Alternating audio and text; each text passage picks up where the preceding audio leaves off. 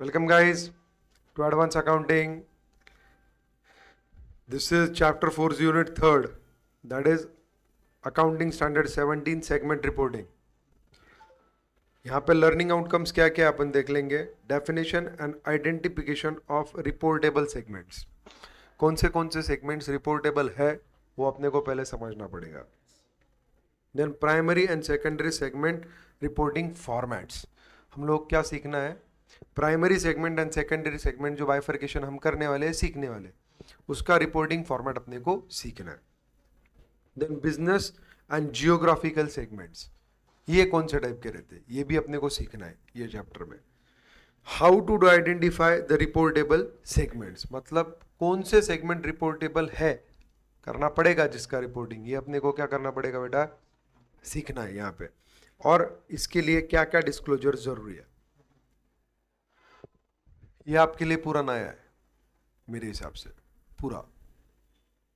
But is very simple. ठीक है, theoretical ज़्यादा है, अंडरस्टैंडिंग के लिए थोड़ा पार्ट ज़्यादा है. रिपोर्टिंग स्टैंडर्ड्स क्या क्या है ये भी देखना पड़ेगा डिस्क्लोजर में.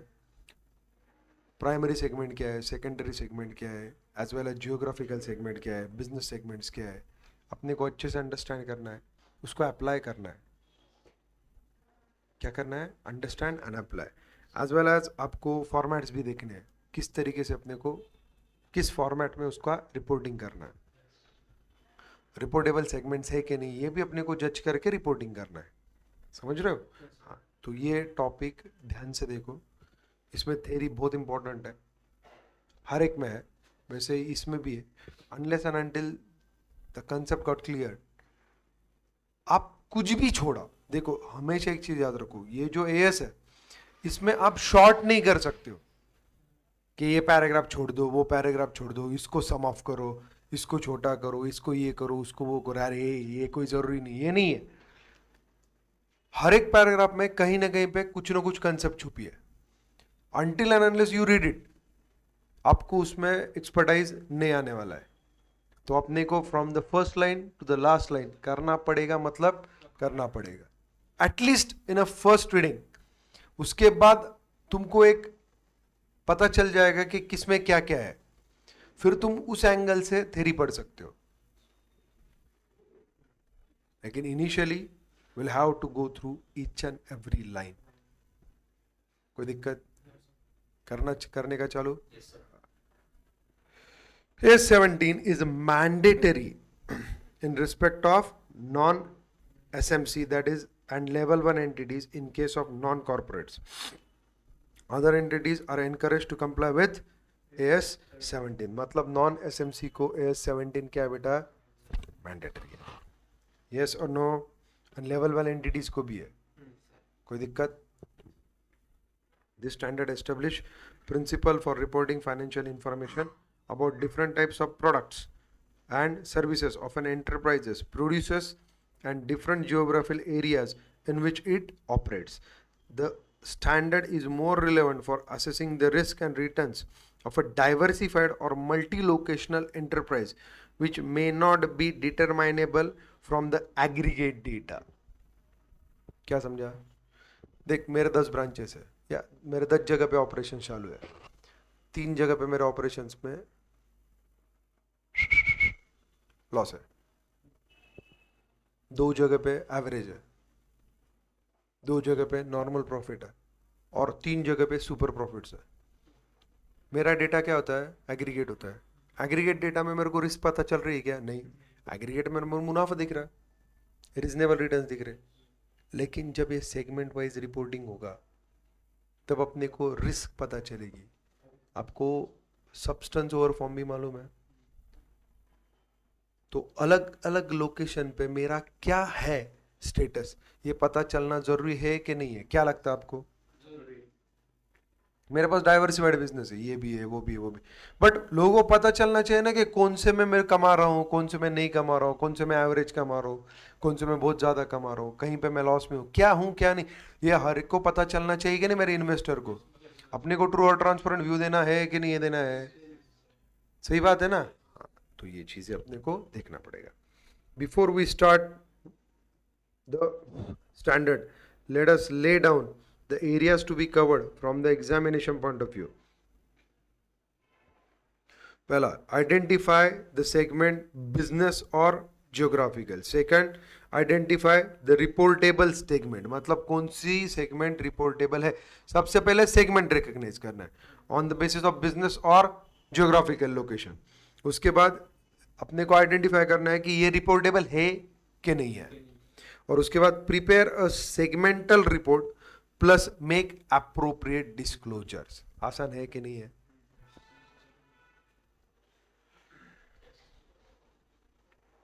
पक्का? थोड़ा मैकेनिकल हो जाएगा, इनिशियली इट्स कंसेप्चुअल, उसके बाद थोड़ा सा मैकेनिकल हो सकता है क्योंकि फॉर्मेट बेस्ड है, बट वो भी कंसेप्ट ही है, सो अच्छे से अंडरस्टैंड कर लेते. ओके, चलो. Objective. Many enterprise provides group of product and services और operates in geographical areas that are subject to differing rates of profitability. सही बात है कि नहीं? Opportunities for growth, future prospects, and risk. The major factor. Yes or no? The objective of this standard is to establish principle for reporting financial information about the different types of products and services of an enterprises produces in the different geographical areas in which it operates. Such information help the users of financial statement better understand the performance of the enterprise, location wise, product wise, service wise, geographical areas wise. Yes or no? Better assess the risk and returns of the enterprise and make more informed judgment about the enterprise as whole. वो judgement के हिसाब से वो decide करेगा कि भाई मेरे को इन्वेस्टमेंट बढ़ाना है, कम करना है, क्या करना है. यस और no? Scope. S17 should applied in the presenting general purpose financial statement. An enterprise should comply with the requirement of this standard fully and not selectively. क्या बेटा? Enterprise should comply with the requirement of this standard fully and not selectively. If a single financial report contains both consolidated financial statement and separate financial statement of the parent segment, information need be presented only on the basis of consolidated financial statements. Definition of terms used in the accounting standard. Business segment क्या है ये बोला है, is distinguishable component of an enterprise that is engaged in providing an individual product or service or group of related products or services that is subject to risk and returns that are different from those of other business segments. Factors that should be considered in determining whether the product or services are related includes: first, the nature of the product or service, the nature of the production process, the type or class of customer for the product or services, the method used to distribute the product or provide the services, if applicable, the nature of regulatory environment, for example, banking, insurance, public utilities. A business segment, abhi bahut important hai, does not include product and services with significantly different risk and returns. While there may be dissimilarities with respect to one or several of the factors listed in the definition of the business segment, the product and services included in a single business segment are expected to be similar with respect to majority of the factors. नीचे आते हैं geographical segment. Business segment समझा गया? क्या समझा? पढ़ो और बताओ, कोई दिक्कत नहीं, टेक योर टाइम. पहले डेफिनेशन तो समझना चाहिए ना, फिर आगे जाएंगे.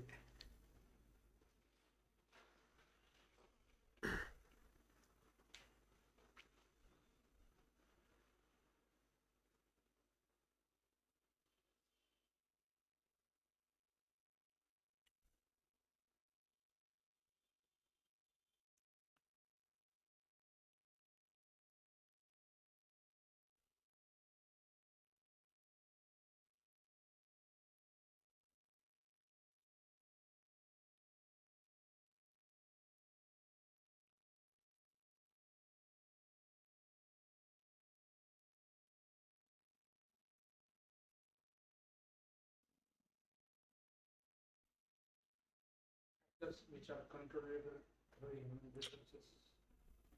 नहीं,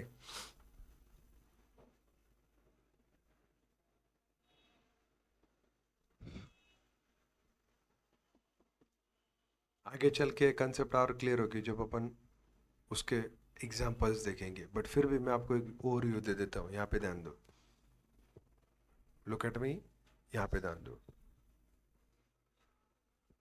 मेरे पास मल्टीपल प्रोडक्ट्स है, मल्टीपल सर्विसेज है, मुझे उसके सेगमेंट्स तैयार करने हैं। तो जो प्रोडक्ट और सर्विसेज सिमिलर नेचर के हैं उनको मैं सिंगल सेगमेंट में रखूंगा। ऑल टुगेदर डिफरेंट है तो उनको एक सेगमेंट में रखने का कोई मतलब नहीं बनता। तो सिमिलर प्रोडक्ट और similar services different, it could be different, but of similar nature. I will club it and I will make a segment of that. उसको रिपोर्टेबल है नहीं है वो देखेंगे, बट अपन सेगमेंट्स में क्या करेंगे बेटा, सिमिलर प्रोडक्ट अपन एक सेगमेंट में रखेंगे, सिमिलर सर्विसेज एक सेगमेंट में रखेंगे, जिसकी रिस्क भी सिमिलर रहेगी और जिसके रिटर्न्स भी लगभग सिमिलर रहेंगे। डिफरेंट डाइवर्सिफाइड प्रोडक्ट्स वगैरह एक सेगमेंट में लाना सही बात नहीं होगी, नहीं तो सेगमेंट का क्या फायदा।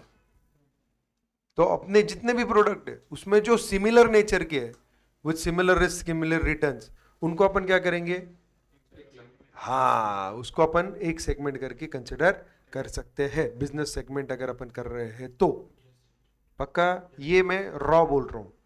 जब मैं प्रॉब्लम में जाऊंगा I will give you a depth of this concept, और मुझे देने की जरूरत नहीं पड़ेगी, आपको अपने आप पता चल जाएगा, लेकिन मैंने बेसिक अंडरस्टैंडिंग आपको दे दिया। सही बात है। यहां पे एक सबसे इंपॉर्टेंट लाइन है सेकंड पैरा में देख, a single business segment does not include products and services with significantly differing risk and return. समझा गया? हाँ, अलग अलग रिस्क है, अलग अलग रिटर्न है, बहुत डिफरेंशियल, तो उसको अपन एक सेगमेंट में नहीं रख सकते। आया ना?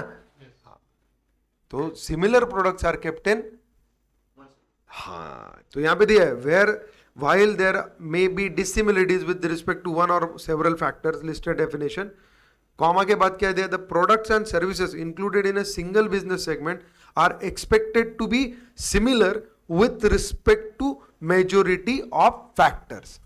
मतलब उसमें dissimilarities भी रहेंगी लेकिन उसमें मेजोरिटी क्या रहेगी, सिमिलरिटी रहेगी। आप समझा?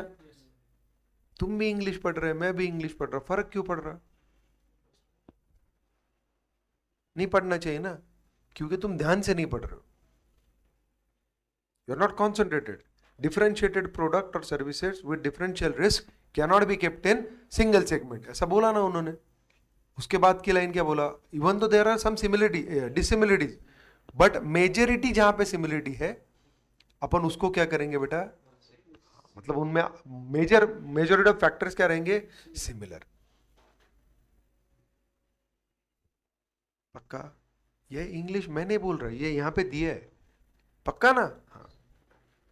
Now geographical segment, a geographical segment is a distinguishable component of an enterprise that is engaged in providing products or services within a particular economic environment and that is subject to risk and returns that are different from those of components operating in other economic environment. Factors should be considered in identifying geographical segment include similarity of economic and political condition, मतलब जहाँ पे economic condition और political condition क्या है, similar है। Relationship between operations and different geographic area, वो क्या बेटा, सिमिलर रहनी चाहिए। Proximity of operation, special risk associated with operations in a particular area, exchange control regulations and the underlying currency risk. समझा गया? अभी नीचे और ज्यादा एक्सप्लेनेशन है। अच्छा है, a single geographical segment does not include, देखो does not include operations in economic environment with significantly differing risk and returns। ठीक है? A geographical segment may be a single country, a group of two or more countries जहां पे political stability, political environment, economical environment क्या है बेटा, similar है, और a region with in a country, मतलब कंट्री के अंदर भी रीजन्स कर सकते हो, एक कंट्री भी रह सकती है, एक से 2 या 3 भी कंट्री रह सकती है, लेकिन डिफरिंग में नहीं जाएगा segment. It should be a similar environment, political, economical, country में भी रीजन्स कर सकते हो तुम, उस हिसाब से सही बात है. The risk and returns of an enterprise are influenced both by geographical location of its operation, where its products are produced, and where its services rendering activities are based, and also by the location of its customer, where its products are sold and services are rendered. The definition allows geographical segments to be based on either. दो चीजें दी है. पहली, the location of production or service facilities and other asset of an enterprise, मतलब जहाँ पे production होता है वो जगह, या the location of its customer, जहाँ पे सर्विस दी जाती है, जहाँ पे प्रोडक्ट बेचा जाता है, that is the market situation. उसके बेसिस पे अपन क्या करते बेटा, हाँ, सेगमेंट्स क्रिएट कर रहे हैं. समझा? The predominant source of risk affect how most enterprises are organized and managed. Therefore, the organizational structure of an enterprise and its internal financial reporting system are normally the basis of identifying its segment. देखो, एक ही economical environment में क्या करना पड़ेगा, एक जैसी ही reporting होगी, एक जैसी फाइनेंशियल सिचुएशन रहेगी, एक जैसी क्या रहेगी, मोस्ट प्रोबेबली रिस्क रहेगी. तो उसके लिए उसको क्लब करना क्या जाएगा अपने लिए, आसान जाएगा. आया ना? अभी इनमें से रिपोर्टेबल सेगमेंट कौन सी है? देखो, दो कंसेप्ट सीखे तुमने, एक बिजनेस सेगमेंट, दूसरी जियोग्राफिकल सेगमेंट. अब तीसरी कंसेप्ट क्या सीखनी है? रिपोर्टिंग सेगमेंट सीखने के बाद क्या करना है? Format of reporting.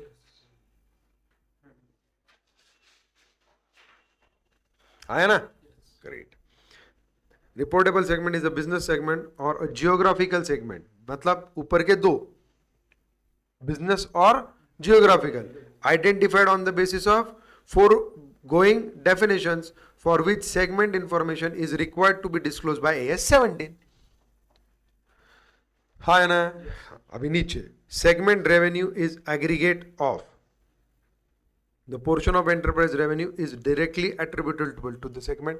मतलब ये पप्पा सेगमेंट होनी चाहिए या मम्मी सेगमेंट होनी चाहिए, 10 बच्चे रहने दो, फर्क नहीं पड़ता, बट ये सेगमेंट में क्या रेवेन्यू क्या जनरेशन होना चाहिए एट लार्ज लेवल. मतलब एग्रीगेट रेवेन्यू में इसका शेयर क्या होना चाहिए, बड़ा. पक्का ना? Portion of revenue that is directly attributable to the segment. The relevant, छोटा भी रहा तो भी अगर रिपोर्टिंग जरूरी है तो करना पड़ेगा, वो अपन देखेंगे. The relevant option portion of the enterprise revenue that can be allocated on the reasonable basis to a segment. And third, revenue from transactions with the other segments of the enterprise. ये segment का revenue है, 3 stages में बना है. पहली चीज वो segment से आएगा, दूसरा सेगमेंट को एलोकेट होगा ऑन रीजनेबल बेसिस. देखो 3 चीजें दी है. क्या बेटा? अगर डायरेक्टली सेगमेंट से रेवेन्यू आया वो दिख रहा तो उसको क्या बोलेंगे, डायरेक्टली एट्रीब्यूटेबल. सही बात है ना?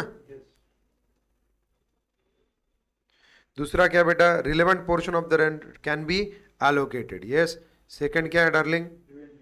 हाँ, allocated on reasonable basis.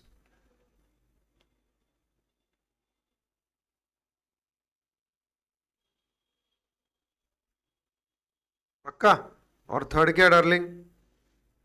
Revenue from transactions with other segments of enterprise, मतलब अदर सेगमेंट रेवेन्यू. सही बात है ना? ये सब मिला के क्या हो रहा, तुम्हारा सेगमेंट रेवेन्यू आ रहा है. क्या आ रहा है? Segment revenue. Now segment revenue does not include, क्या नहीं इंक्लूड कर रहा? Extraordinary item. AS5 में दिए, तुम्हारा हुआ नहीं है AS5, लेकिन जो AS5 के हिसाब से एक्स्ट्राऑर्डिनरी आइटम है वो यहाँ पे इंक्लूड नहीं होंगे. सेकंड, इंटरेस्ट और dividend income including interest earn on advances और loans to other segment unless the operation of the segments are primarily of financial nature. अगर वो खुद फाइनेंशियल नेचर की सेगमेंट रहेगी तो दूसरे सेगमेंट से अगर इंटरेस्ट आता है तो उसको अपन कंसिडर करेंगे. इन अदर केसेस हम उसको कंसिडर नहीं करेंगे क्योंकि तू ही तेरे से इंटरेस्ट ले रहा. Gains on sale of investment or on extinguishment of debt unless the operation of the segment are primarily of financial nature. पक्का. उसके बाद बेटा segment expenses is the aggregate of segment expenses. देख segment revenue पढ़ा तुमने. Yes. अभी segment expense, the expenses resulting from operating activities of the segment that is directly attributable. आ गया. The relevant portion of enterprise segment expenses that can be allocated on reasonable basis and including expenses related to other segment. सही बात है ना. जो ऊपर दिया था 3 revenue के पार्ट वैसे ही यहाँ पे 3 एक्सपेंसेस के part. Now segment expenses does not include AS5. वापस यस और नो. उसके बाद इंटरेस्ट एक्सपेंसेस वही चीज. सही बात है ना. Unless the operations of segment are primary financial nature. Losses on sale of investment or losses on extinguishment of debt unless the operation of the segment are primarily of financial nature. Now next, ये जो ऊपर नहीं था income में, income tax expenses, ये expenses में count नहीं होगा.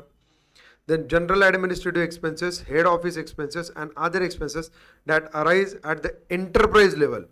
ये segment level पे है क्या? नहीं है. And relate to the enterprise as a whole. ये सबको है.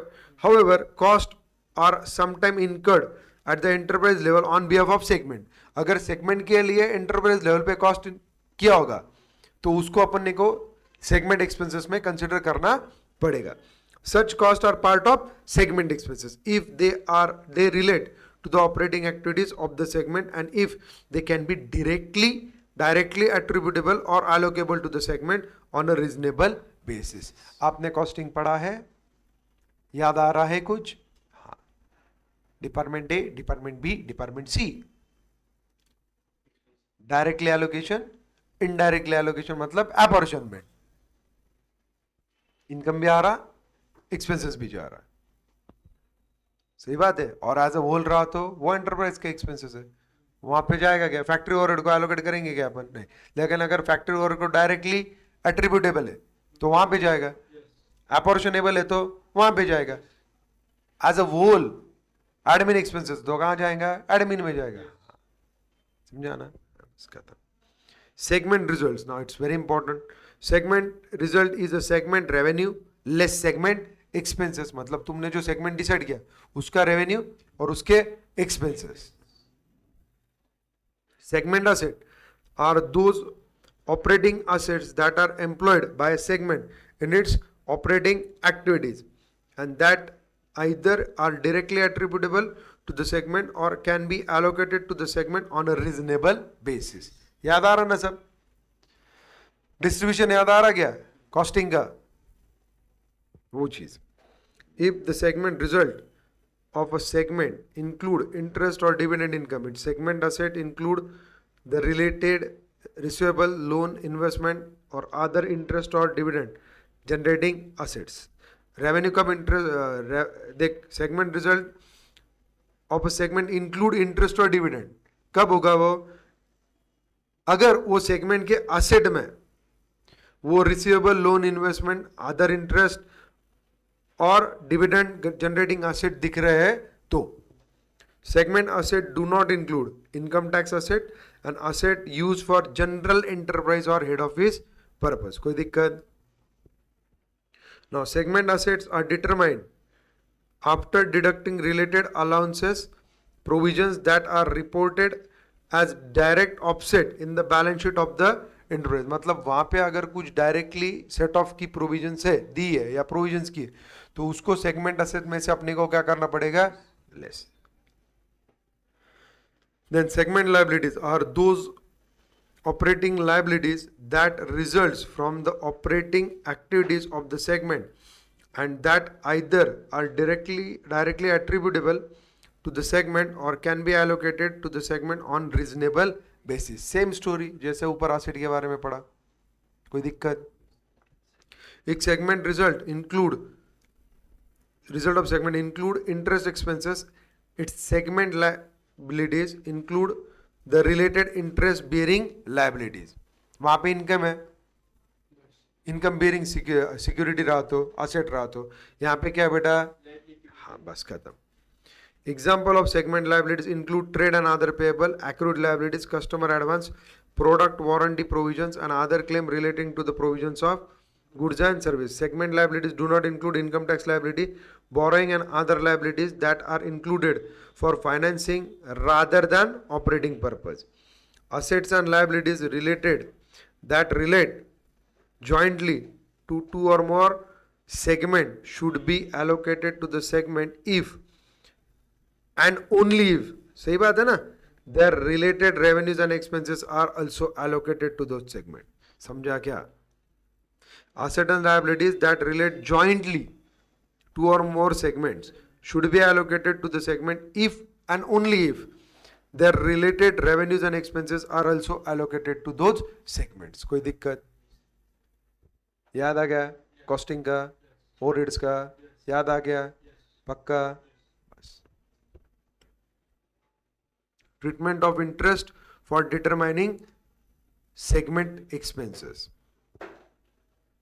पढ़ो. उसके बाद allocation दिया है, उसके बाद primary and secondary segment reporting format में बोला ना, ये होने के बाद क्या आएगा अपने को, फॉर्मेट. उसके बाद बिजनेस एंड जियोग्राफिकल सेगमेंट्स के लिए अपने को थोड़ा डिटेलिंग दिया है वापस. ओके. उसके बाद आइडेंटिफाइंग रिपोर्टेबल सेगमेंट में क्वांटिटेटिव थ्रेशोल्ड लिमिट्स दिए. 5%, 10% रेवेन्यू, 15% रेवेन्यू, 20% रेवेन्यू, जो भी रहेगा, या एक्सपेंडिचर, ये अपने को रिपोर्टिकल स्टेप इनके क्या दिए, स्टैंडर्ड्स. उसके बाद समराइज किया है उन्होंने steps. Step 1 revenue test, profit and loss test, asset test. Step 2 apply 75% test, that is overall test. उसके बाद सेगमेंट की अकाउंटिंग पॉलिसी. उसके बाद प्राइमरी रिपोर्टिंग फॉर्मेट. उसके बाद क्या आएगा, secondary reporting for segment information. सही बात है ना. देन अदर डिस्क्लोजर्स, और उसके बाद इलस्ट्रेशंस. कोई दिक्कत? क्या सीखने का व्यू मिल गया तुमको? अरे मिल गया क्या? पक्का? Definitely concept clear? समझा के व्यू? चलो आते फिर वापस अपन कंसेप्ट पे. तुमको ये तो पता होना चाहिए ना अपने को पढ़ने का क्या है, और काफी पढ़ने का है, लेकिन बहुत आसान है. देखो कंसेप्ट हेवी है क्या? नहीं है. लैंग्वेज थोड़ी डिफिकल्ट है, मैं मानता हूं, लेकिन एक बार समझी तो समझी, खत्म हो गया. एलोकेशन से पहले अपन आ रहे क्या, treatment of interest for determining segment expenses. चलो पढ़ते हैं.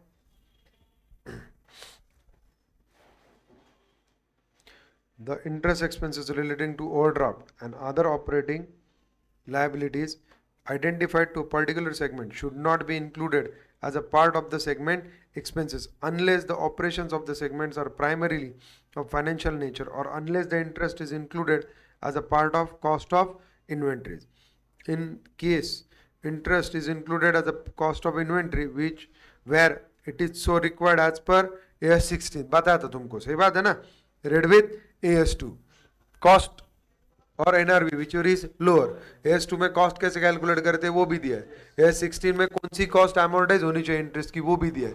तो ये दोनों चीजों के हिसाब से अगर इंटरेस्ट अपने को इन्वेंट्री की कॉस्ट में क्या करना पड़ा, क्लब करना पड़ा, तो अपने को वो करना पड़ेगा. Those inventories are part of segment assets of a particular segment. Such interest should be considered as a segment expenses. In this case, the amount of such interest and the fact that the segment result has been arrived at after considering such interest should be disclosed by way of note to the segment result. अपने को उसकी note भी बना के देनी होगी with segment result.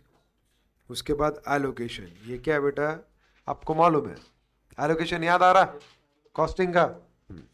Allocation, apportionment. Yes, directly allocate कर सकते. इनडायरेक्ट एलोकेशन को ही क्या बोलते हैं, apportionment. And enterprise look to its internal financial reporting system as the starting point for identifying those items that can be directly attributable. क्या बोला था, डायरेक्टली एट्रीब्यूटेबल रहा तो आइडेंटिफाई करो, रीजनेबली उसको क्या करो, एलोकेट करो to the segments. There is thus a presumption that the amounts that have been identified with the segment for internal financial reporting purpose are directly attributable or reasonably allocable to the segment for the purpose of measuring the segment revenue, segment expenses, segment asset and segment liabilities of a reportable segment.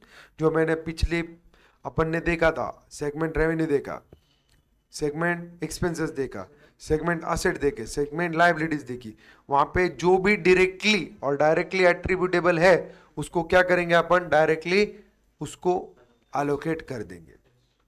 क्यों? उसका trace direct वहां पे है. तेरे को allocable मालूम है? नहीं समझाता. डायरेक्टली एलोकेबल मतलब क्या? एक नॉर्मल चीज है, तू 3 जगह पे ऑफिस चला रहा. कितने जगह पे?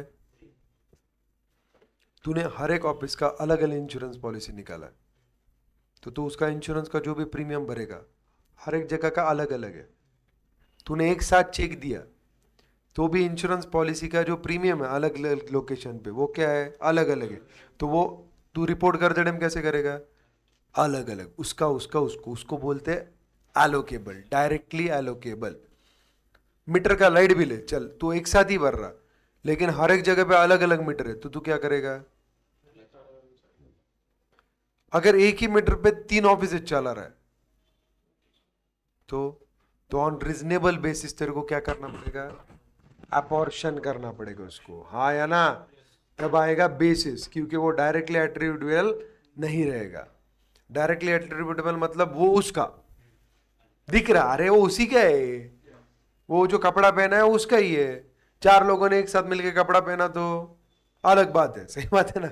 बट यहाँ पे अगर एक ही लोकेशन का वो खर्चा है, वो अपन डायरेक्टली देख सकते हैं, उसको अपन डायरेक्टली एलोकेट कर सकते हैं, तो उसको क्या बोलेंगे? Directly attributable. और उसको क्या करेंगे? उसको एलोकेट कर देंगे. कोई दिक्कत? अभी नीचे इन सम केस देखो, वैसे ही रेवेन्यू भी हो गया, वैसे ही एक्सपेंसेस भी हो गए, वैसे ही एसेट भी हो गए, और वैसे ही लाइबिलिटीज भी हो गए. In some cases, however, a revenue, expenses, asset or liability may have been allocated to the segment for internal financial reporting purpose on the basis that it is understood by the enterprise management, but that could be deemed at arbitrary in the perception of external users of financial statement. Conversely, an enterprise may choose not to allocate some items of revenue, expenses, asset and liabilities for internal financial reporting purpose, even though a reasonable basis for doing so exists. मतलब reporting करने के लिए reasonable basis रहने के बावजूद भी अगर management को लगता है कि ये रिपोर्ट उसमें उसको एलोकेट या अपॉर्शन करने की जरूरत नहीं है, तो वो नहीं करेंगे, अदरवाइज वो करेंगे. Such item is allocated pursuant to the definitions of segment revenue, expenses, segment asset, liabilities in AS 617. Now segment revenue, वापस वही चीज दी, expenses, segment asset, liabilities are determined before intra-enterprise balances and inter-enterprise transactions are eliminated as a part of process of preparation of enterprise financial statement, except to the extent that such intra-enterprise balances and transactions are within the single segment. While the accounting policies used in preparing and presenting the financial statements of the enterprise as a whole are also fundamental segment accounting policies.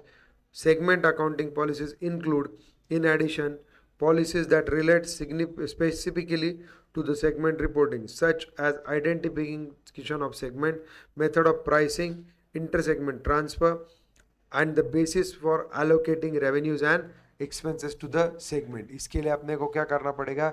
Segment policy of accounting adopt करनी पड़ेगी. वहाँ पे अपन कौन से चीज़ों को focus करेंगे? Identification of segment, method of pricing for inter segment transfer. एक सेगमेंट से दूसरे सेगमेंट में जा रहा, माल तो अपना ही है एज एंटरप्राइज बोल, लेकिन एक से किधर जा रहा? दूसरे से. मतलब क्या? इसका माल क्या होगा? कम होगा, इन्वेंट्री, सेगमेंट इन्वेंट्री, और उसकी सेगमेंट इन्वेंट्री क्या होगी? बढ़ेगी. तो उसकी प्राइसिंग क्या रखेंगे? ये भी पॉलिसी है. उसके बाद basis of allocating revenues and expenses to the segment. नीचे आएगा क्या बेटा? Primary and secondary segment reporting format. The dominant source and nature of risk and returns of an enterprise should govern whether its primary segment reporting format will be the business segment और geographical segment. मतलब primary business reporting क्या कर रहे हैं अपन, segment reporting में क्या decide कर रहे हैं कि whether it is a business segment और great. उसके बाद क्या बेटा, if the risk and returns of an enterprise are affected predominantly by differences in the product and services it produce, it is primary format of reporting segment information should be business segment. मतलब business segment में आपको क्या consider करना पड़ेगा, क्या नहीं, risk and return of the enterprise are affected predominantly by difference in product and services. क्या differences in products and services it produces, yes or no? तो यहाँ पे अपन क्या बोलेंगे, बिजनेस. अभी नीचे with the secondary information reporting geographically, मतलब वहां पे सेकेंडरी इंफॉर्मेशन किस तरीके से रिपोर्ट होगी, ऑन जियोग्राफिकल बेसिस. प्राइमरीली कैसे होगी, ऑन बिजनेस सेगमेंट बेसिस. अभी नीचे की लाइन इंपॉर्टेंट है. Similarly if risk and returns of the enterprise are affected by the fact that it operates in different countries or other different geographical areas, its primary format for reporting segment should be geographical segment. Yes. With secondary information reported for groups of related products and services. कोई दिक्कत, समझा क्या, कोई दिक्कत, खत्म. तो primary क्या रहती, बिजनेस सेगमेंट कब रहता, if there are difference in products and services it produces. यहाँ पे डिफरेंट प्रोडक्ट बनते, कुछ भी बनते, लेकिन बेसिकली फर्क क्यों पड़ रहा, because this organisation is operating in different countries और डिफरेंट जियोग्राफिकल एरियाज. और उसके बारे में अगर अपने को रिपोर्टिंग करना जरूरी है तो वहां पे प्राइमरी रिपोर्टिंग क्या होगा, हाँ. कोई दिक्कत, तो उसको क्या बोलेंगे, जियोग्राफिकल सेगमेंट. कोई तकलीफ, श्योर, पक्का.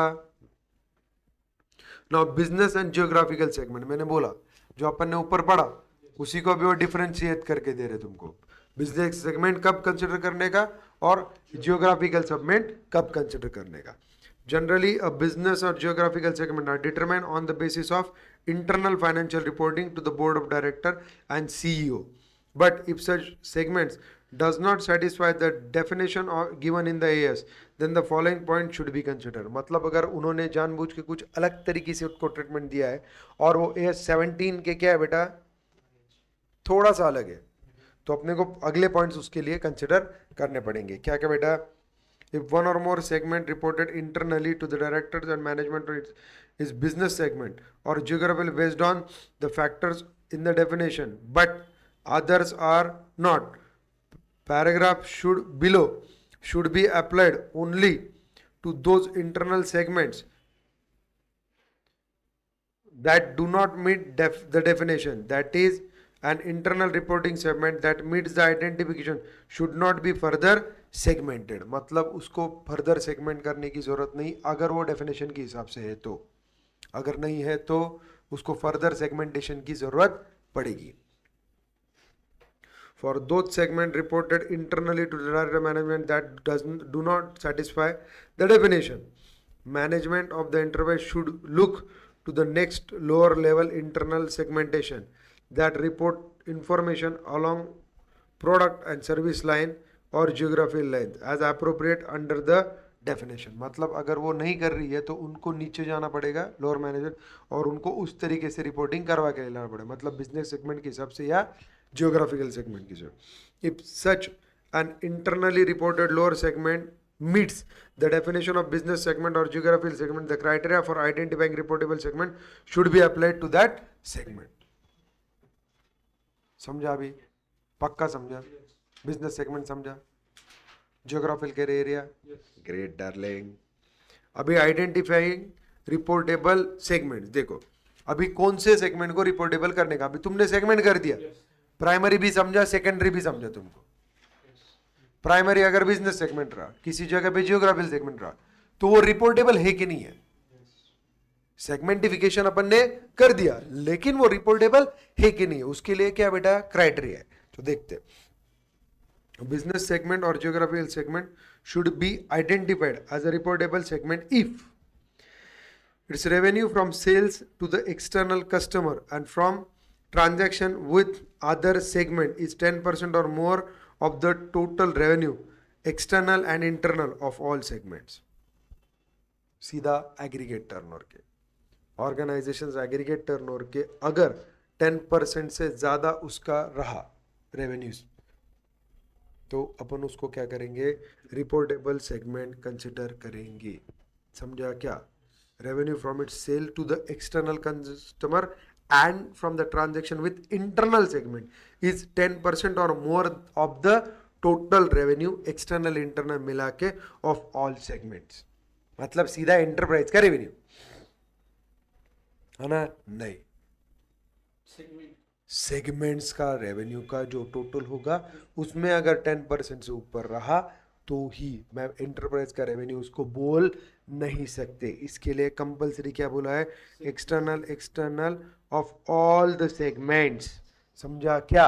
नहीं तो वो बोल सकते थे ना वर्डिंग। तो तुमने अगर 10 सेगमेंट क्रिएट किए तो 10 सेगमेंट में से टोटल रेवेन्यू जितना होगा तो 10% के ऊपर रहा तो that segment is a reportable segment. कोई दिक्कत? Its segment result whether profit and loss is 10% of more. देखो मतलब उसका पी एंड एल का प्रॉफिट और loss is 10% of more of combined result of all segments in profit और the combined result of all segments in loss, whichever is greater in absolute format। absolute format मतलब negativity लेने का नहीं, you will have to consider it as a in a positive sense। समझा क्या? सो 10% से अगर ज्यादा रहा भाई प्रॉफिट तो उसको रिपोर्टेबल सेगमेंट करके कंसिडर करेंगे। Now next, its segment assets are 10% और more of the total assets of all segment. Enterprise अलग रह सकती है, सेगमेंट्स अलग रह सकते हैं, आपने देखा है प्रोसेस।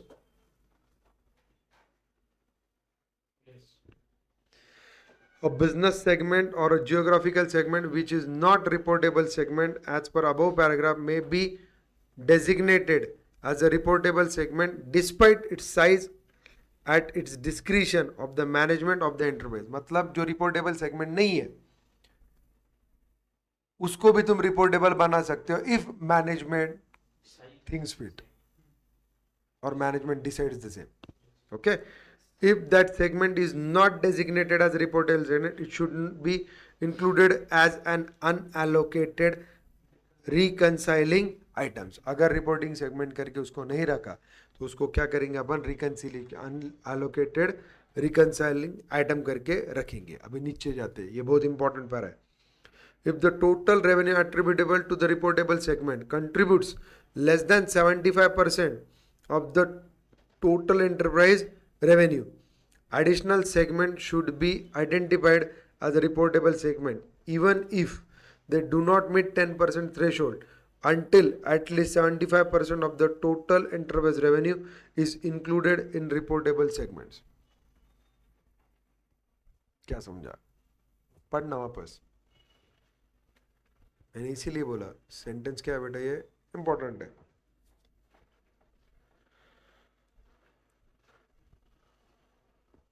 मैं पढ़ू?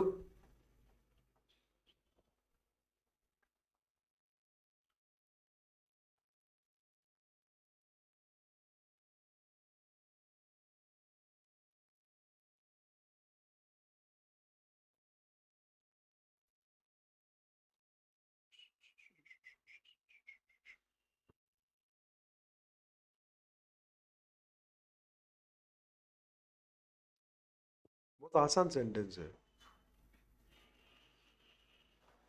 बताओ क्या? क्या बता रहा है तुम में से कोई? नहीं।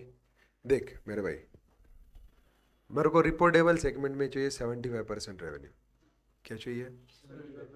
अगर मेरे 10 सेगमेंट मिला के मेरा रिपोर्टेबल रेवेन्यू जा रहा है 68%, तो I will have to identify other reportable segment,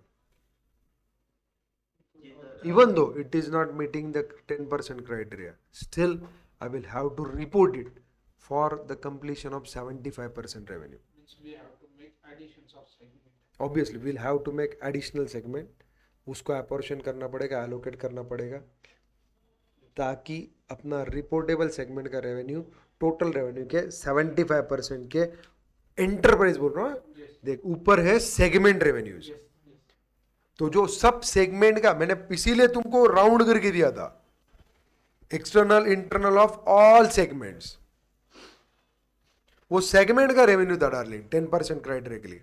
asset भी सेगमेंट्स के थे, एंटरप्राइज के असेट क्या रहेगा अलग रहेगा, एंटरप्राइजेस का रेवेन्यू क्या रहेगा अलग, लेकिन मुझे ओवरऑल में टोटल एंटरप्राइज का जो भी रेवेन्यू है उसके 75% के ऊपर रिपोर्टेबल सेगमेंट चाहिए। अगर कम गिर रहा होगा तो वो छोड़ दो, 10% का रेट है भाई, तू नई सेगमेंट डिसाइड कर, आइडेंटिफाई कर, उसको एलोकेट कर, एपोर्शन कर, जो करना है वो कर, लेकिन मेरे को रिपोर्टिंग पर्पज के लिए क्या चाहिए, 75% of the total revenue criteria should be fulfilled. कोई दिक्कत? कोई दिक्कत? Sure? Good. Now apply 10% test, materiality test. देख we can summarize the steps as under, बहुत अच्छा है, समराइज करके दिया, मतलब अभी तुमने जो भी पढ़ा उसको क्या किया उन्होंने समराइज, मतलब तुमको वापस ये कंसेप्ट क्या होंगी, रिवाइज होंगी, इसलिए मेरे को मॉड्यूल बहुत पसंद है। पहले कंसेप्ट देगा, फिर डिटेल में जाएगा, फिर डिटेल में जाने पर वापस बोलेगा समराइज करके देता हूं, मतलब तुम्हारा जो भी बचा कुचा कंफ्यूजन रहेगा वो भी दूर हो जाएगा। लेकिन बच्चे क्या करते हैं, ऊपर का सब छोड़ देते, सीधा वो टेबल उठाते, मस्त नोट्स में डालते, नाम भी चेंज करते, ऊपर नीचे पैराग्राफ चेंज करेंगे और क्या करेंगे, रिपोर्टिंग कर देंगे, और उतना ही पढ़ के जाएंगे। कंफ्यूजन होगा मेरे भाई, क्योंकि डिटेल कंसेप्ट पढ़ी नहीं है, हाँ है ना। डीटी में भी बहुत सारे क्या है, समराइजेशन से पगले, वो समराइजेशन पढ़ के जाएगा और डिटेल सेक्शन मालूमात नहीं रहेगा, कोई पॉइंट ऐसा उल्टा डाल दिया, करेगा क्या, एप्लीकेशन होगा क्या, नहीं होगा। आईडीटी में भी वही है, तो उसके लिए डिटेल प्रोविजंस पढ़ना जरूरी है, उसके बाद समराइजेशन पढ़ो। समराइजेशन पढ़ के सिर्फ प्रॉब्लम सॉल्व करोगे तो भाई लटक जाओगे, गूगली आ गया, खत्म हो जाओगे, तुम्हें लगेगा बाहर वाली गेंदे घुसेगी अंदर, निकलेगा डंडा। सही बात है कि नहीं? चलो materiality test first, apply 10% test, any one test need to be made for reportable segment. कोई भी एक टेस्ट क्या होनी चाहिए उसकी, अरे मतलब कोई भी एक क्लॉज को क्वालिफाई करना चाहिए, जो अपन ने पढ़ा ना ऊपर। पहली कौन सी है, रेवेन्यू टेस्ट। रेवेन्यू टेस्ट क्या है, revenue internal external of all of the segment is 10% और more than the total revenue of all segment. सही बात है। सेकंड, प्रॉफिट एंड लॉस, वही चीज। केस वन, अगर ऑल सेगमेंट प्रॉफिट्स में है तो profit of the segment is 10% और more of the total profits of all segment. अगर लॉस में रहा तो मतलब फ्यू सेगमेंट में प्रॉफिट है, फ्यू सेगमेंट में लॉसेस है, add the profits of profitable segments only, add the losses of loss making segment only, take the figures from 1 and 2 whichever is greater in absolute value।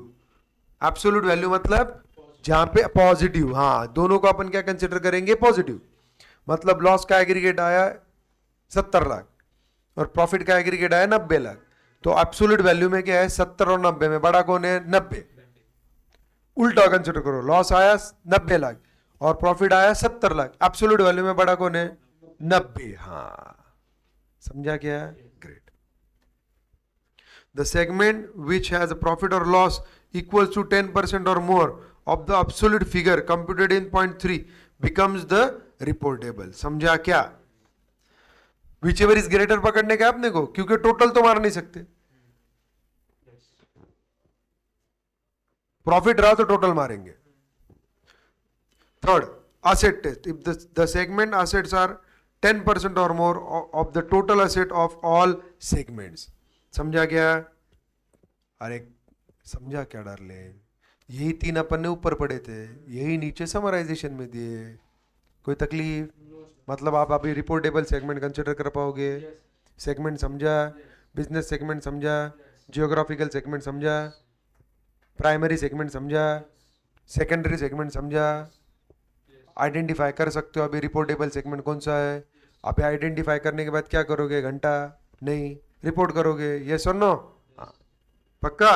Note, a business enterprise segment और geographical segment which is not reportable segment as per above step may be designated as reportable segment despite of its size at the discretion of the management of the enterprise. मतलब आपको लगा तो आप उसको भी report कर सकते हो, लेकिन इसको एग्रीगेट टेस्ट है सेकंड, जहाँ पे 75% की जो ओवरऑल है वो अपने को कंसिडर करना पड़ेगा. ओवरऑल टेस्ट बोलते हैं इसको.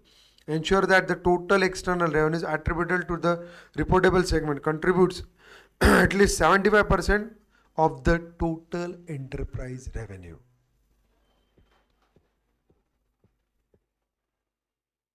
मतलब सेगमेंट के रेवेन्यू कितने चाहिए? At least 75% of the total enterprise revenue. If not, additional segment should be identified as a reportable segment even if they do not meet 10% threshold until at least 75% of the total enterprise revenue is included in the reportable segments. समझा क्या वो meaning line का? दिया ना अभी? यही discuss किया था ना. एक तो मेरे को ज्यादा नहीं आता, ऊपर से तुम लोगों को सिखाने को बैठा हूं. यस और नो? इसलिए मेरे को सब पढ़ना पड़ता है. क्यों? अगर मैंने सिर्फ मुंह बोले एक्सप्लेन किया और बोला आगे चलो आगे चलो, तो तुम जिंदगी भर नहीं पढ़ोगे. मेरे को स्टूडेंट की अच्छे से मालूमात है कि स्टूडेंट क्या होते हैं. जिंदगी में 10-12 साल से वही कर रहा. इसके लिए भाई पढ़ना जरूरी है.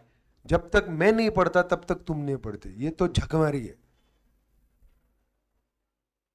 अगर तुम उतने ऑनेस्ट होते कि मैंने बोला ये पढ़ गया हो और तुम पढ़ के आते, तो मैं सिर्फ पॉइंट एक्सप्लेन करता था. हाँ ये पढ़ा है ना, ये बेटा इसमें ये है, हाँ ये बेटा ये इसमें. लेकिन तुम पढ़ोगे क्या? नहीं. मेरे को मालूम है, आई नो. तो भाई जान दो, अपने को थोड़ी तकलीफ ज्यादा होंगी बट लाइन टू लाइन जाएंगे. वैसे भी रिकॉर्डिंग चल रही है तो वो थोड़ी ना पढ़ के आएंगे. उनको क्या मालूम अपना टीचिंग का फंडा क्या है. सामने सामने टीचिंग करते टाइम अपन क्या करते हैं? हमेशा पॉइंट टू पॉइंट चले जाते और बोलते इसमें ये है उसमें वो. लेकिन वहां पे भी अपन बहुत बार पढ़ के दिखाते हैं. यहाँ पे अपन पूरा पढ़ेंगे. क्यों? रिकॉर्डिंग जरूरी है ना. नोट्स अभी ये पढ़ना जरूरी नहीं है मेरे लिए, लेकिन फिर भी तुम्हारे लिए पढ़ूंगा. यस और no? Yes. A segment identified as a reportable segment in the immediately preceding period because it is satisfied the relevant 10% threshold should continue to be reportable. even though वो इस साल रिपोर्टेबल वो 10% क्राइटेरिया नहीं match कर रही, पर पिछले साल किया था ना उसने. बस खत्म. Continues to be reportable for the current period notwithstanding that its revenue as a result and assets all no longer meets 10% threshold. समझा गया? If segment is identified as a reportable segment in the current period because it satisfied the 10% threshold, preceding period segment data that is presented for the comparative purpose should, unless it is impracticable to do so, be restated to reflect the newly reportable segment as a separate segment even if that segment did not satisfy the 10% threshold in the preceding period. मतलब अगर कोई segment ये साल 10% criteria match कर रही है, पिछले साल नहीं किया था, तो अपन ने उसको रिपोर्टिंग फॉर्मेट में नहीं लिया था. अभी उसको रिपोर्टिंग फॉर्मेट में लेना पड़ेगा, तो अपने को कंपैरेटिव डालना है पिछले साल का और ये साल का. तो पिछले साल का कंपैरेटिव तैयार करो from the previous year data. तुम बोलोगे सर नहीं कर सकते. अगर प्रैक्टिकली फिजिबल नहीं है करना तो मत करो, लेकिन अगर प्रैक्टिकली फिजिबल है तो तुमको उसको प्रेजेंटेशन में लाना पड़ेगा। क्यों? कंपैरेटिव स्टेटमेंट के हिसाब से। समझा क्या? ना सेगमेंट अकाउंटिंग पॉलिसी मैंने बोला था, अभी उनकी अकाउंटिंग पॉलिसी देखना पड़ेगा अपने को। क्यों? अब तो सेगमेंट को एलोकेट क्या करेगा, अपॉर्शन क्या करेगा, उसके लिए पॉलिसी तो डिसाइड करना पड़ेगा ना। तेरे को 4 चीजें एलोकेट करना है। पहला रेवेन्यू, दूसरा एक्सपेंसेस, तीसरा असेट, चौथा लायबिलिटीज। तो पॉलिसी डिसाइड करना पड़ेगा कि नहीं? हाँ, तो यहाँ पे दिया है segment accounting policy. Segment information should be prepared in conformity with the accounting policies adapted for preparing and presenting the financial statements of the enterprise as a whole. Yes, 17 does not prohibit the disclosure of additional segment information that is prepared on the basis other than accounting policies adapted for the enterprise financial statement, provided that the information is reported internally to the board of director and the chief executive officer for the purpose of making decision about allocating resources to the segments and assessing its performance, and the basis of measurement for additional information is clearly described. मतलब management को पूरा consideration लेना पड़ेगा, ध्यान देना पड़ेगा, और उसके बाद उनको रिपोर्टिंग पर्पज के हिसाब से सेगमेंट को जो भी एलोकेशन करना है, कुछ नहीं करना है, उसके लिए एंटरप्राइजेस के पॉलिसी के साथ इसकी भी पॉलिसीज क्या करना पड़ेगा, डिसाइड करना पड़ेगा। कोई दिक्कत? Thank you. Primary reporting format, okay darling. उसके बाद सेकेंडरी सेगमेंट इंफॉर्मेशन। पहला रिपोर्टिंग फॉर्मेट है, दूसरा क्या है, इंफॉर्मेशन है। ध्यान से देखो, लैंग्वेज में डिफरेंस है। पहला क्या है, primary reporting format, secondary segment information. उसके बाद क्या डार्लिंग, अदर डिस्क्लोजर्स, और थ्योरी खत्म। बोर नहीं हुए ना? वो तो भी क्या घंटा उखाड़ लोगे करना तो पड़ेगा ऑप्शन है क्या तुम्हारे पास? देख मेरे भाई, पास होने का रहा, पढ़ना पड़ेगा। अरे शुक्र माना, मैं सब पढ़ के दिखा रहा। तुमको मैंने वो लाइन पढ़ने को बोलने के बाद तुमको उसका मीनिंग समझ नहीं रहा। हर एक लाइन का मीनिंग एक्सप्लेन करना मेरे को करना पड़ रहा है। क्या फायदा है? इंटरमीडिएट में आके कुछ कुछ एक एक ग्रुप क्लियर करके क्या बेनिफिट, क्या कर लिया तुम लोगों ने? हर एक लाइन पढ़ के अगर मेरे को एक्सप्लेन करना पड़ रहा है तो क्या बोलने का अभी? यही तकलीफ है तुम लोगों की, तुम्हारी नहीं, पूरे रूरल एरिया की यही तकलीफ है। लैंग्वेज पे होल्ड कम है, फास्ट पढ़ाने जाओ तो समझता नहीं है, 4 लोगों को क्वेश्चन पूछ नहीं सकते, डिफिकल्टी पूछा तो तुम गधे हो, ऐसा जज होगा उससे। तो डिफिकल्टी ज्यादा पूछ नहीं सकते, और हर एक अगर लाइन में डिफिकल्टी आने लगी तो सामने वाला भी बंदा परेशान हो जाएगा तुम्हारी डिफिकल्टी को एक्सप्लेन करते करते। इससे बेहतर कि तुमको डिफिकल्टी आने की जरूरत ना पड़े। इसलिए हर एक लाइन भाई कंसेप्चुअली पढ़ो। कंसेप्चुअली तुमको नहीं समझेंगी, मैं यहाँ पे बैठा है तुमको समझाने के लिए, समझ लो और आगे निकलो। क्योंकि हर एक लाइन का मीनिंग तुमको समझना जरूरी है। अगर तुमको कोई तकलीफ है तो तुम तुम्हारे रीजनल लैंग्वेज में उसको बाजू में लिख सकते हो, कोई दिक्कत नाही। हे नो, आपल्या मराठीत म्हणतात छोटा बापाचा होत नाही। हे नो, तुम छोटे बाप के नहीं होगे, लिखो। अगर तुमको तकलीफ है लैंग्वेज में, अगर तुमको लैंग्वेज इंटरप्रेट करने में बाद में अड़चन आएगी, तुमको मालूम है, तो जब मैं सिखा रहा हूं, तुम जब सीख रहे हो, उसी टाइम में मॉड्यूल के बाजू में मराठी में, हिंदी में, तुम्हारी जो लैंग्वेज है उसमें वो लिख लो कि इस येडे ने क्या बताया था वो चीज के बारे में। तुम बोलोगे सर तुम्हारा स्पीड ज्यादा हो जाता है, फिर हमको टाइम नहीं मिलता लिखने को, तुम्हारा प्रॉब्लम है। मैं बहुत स्लो स्पीड से और स्लो पे से ही सिखा रहा हूं। तुमको तुम्हारा स्पीड बढ़ाना पड़ेगा। क्यों? पेपर में पेपर छोटा नहीं आता, पेपर बड़ा आता है, तो उसको कवर करने के लिए क्या चाहिए? तुम्हारा स्पीड चाहिए। तो will have to match with my speed. कोई दिक्कत? तो पढ़ो, अभी 3 कंसेप्ट बची है। पहला primary reporting format, then secondary segment information, and last is disclosures. पक्का पढ़ने का? Good. An enterprise should disclose the following for each reportable segment. देख, enterprise should disclose the following for each reportable segment. मतलब ये primary reporting का format है. पहले क्या देना चाहिए उसने? Revenue, segment revenue classified into segment revenues from sale to external customers and segment revenue from transaction with other segment. मतलब तुमको डिस्क्लोज करना पड़ेगा कि ये सेगमेंट में बाहर क्या बेचा है और दूसरे सेगमेंट को क्या बेचा है. Second, segment results, profit loss जो भी रहेगा.